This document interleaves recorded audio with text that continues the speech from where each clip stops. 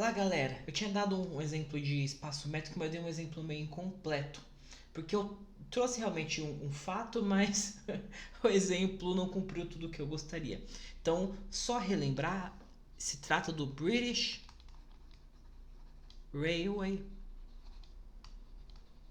Metric, ou seja, métrica do trem britânico. Enfim, o ponto-chave era que a gente está acostumado a pontos médios serem equidistantes, né, aos dois pontos que o definem, e também dividir a distância na metade. Daí no exemplo anterior eu dei um exemplo que só divide a distância na metade, mas, né, quer dar um exemplo mais encorpado.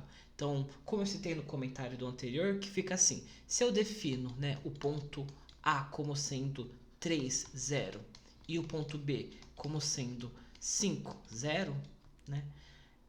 Bom, o ponto médio, né, entre eles vai ser 4, 0, né? O que eu tento fazer bastante aqui é achar exemplos simples, porque quando a gente vai estudando a matemática mais avançada, é lotado de exemplo trivial demais ou exemplo absurdamente difícil. Os dois termos são meio desnecessários. É legal achar um exemplo, né, assim que ele é inteligível, não é besta demais, mas também não é difícil demais. E como que é a métrica, né? A distância, né, de um ponto até outro ponto vai ser o quê? O tamanho de um ponto mais o tamanho de outro ponto, né? Como eu meio que expliquei no anterior. Então, bom, vamos ver. Qual que vai ser a distância, né, do A até o B? Bom, vai ser 3 mais 5, né? Que vai dar 8. Qual que vai ser a distância do ponto médio até o A? Bom, vai ser o tamanho do ponto médio mais o tamanho do ponto A.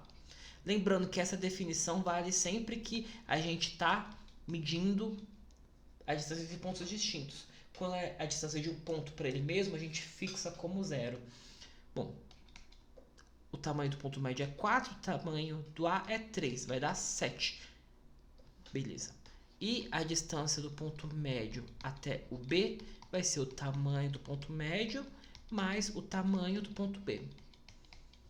Então, o ponto médio vai ser 4 e o B é 5. Dá 9, né? E, bom, então, olha que bizarro.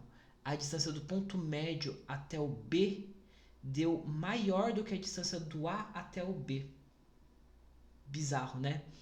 E isso aqui ainda é um exemplo que a gente está falando de espaços vetoriais. Tem como somar, né?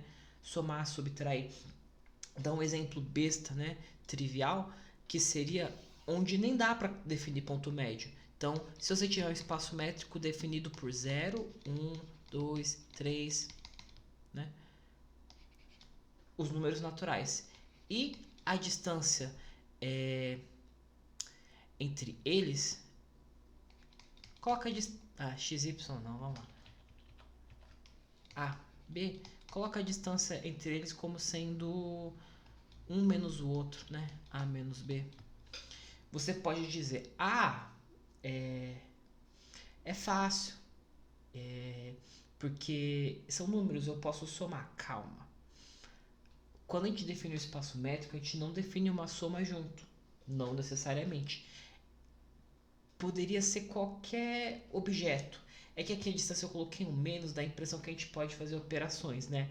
Mas basta a estrutura não ter uma soma, né? E bom, é isso.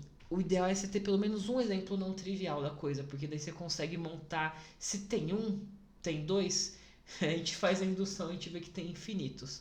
Então, e é interessante porque isso respeita as regras da norma, porque ainda respeita a desigualdade triangular. Então, embora seja doida essa norma, né, do ponto médio até o B é bem mais demorado do que do ponto A até o B, porque eu estou tendo que passar pela origem. É interessante, é interessantíssimo. Interessantíssimo. Enfim, tchau, tchau, galera.